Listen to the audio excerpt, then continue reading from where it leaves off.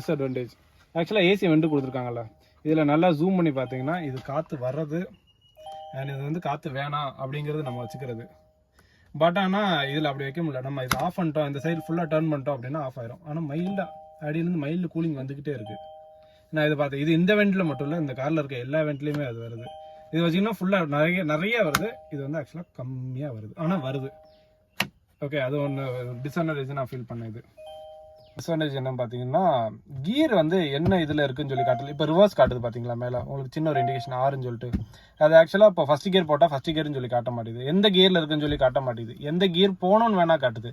இப்போ நம்ம ஒரு 5வது கியரில் வந்து ஒரு 30 கிலோமீட்டர் ஸ்பீடில் இருக்கும் அப்படின்னா அது ரெடியூஸ் பண்ணுங்கன்னு சொல்லி காட்டுதே தவிர இது என்ன கியரில் இருக்குன்னு சொல்லி காட்ட மாட்டேது. ஆக்சுவலாக இது நமக்கு ஒரு மேனுவல் ஓட்டிகிட்டே இருக்கிறவங்களுக்கு அது தெரியாது. ஆக்சுவலாக புதுசாக பழகுறாங்கன்னா ரொம்ப கன்ஃபியூஷன் இருக்கும். ஏன்னா நிறைய பேர் என் கார் எடுத்தவங்க கொஞ்சம் பேருக்கு அந்த கன்ஃபியூஷன் இருந்துச்சு. 5வது கியர்லேயே போயிட்டு இருக்காங்க,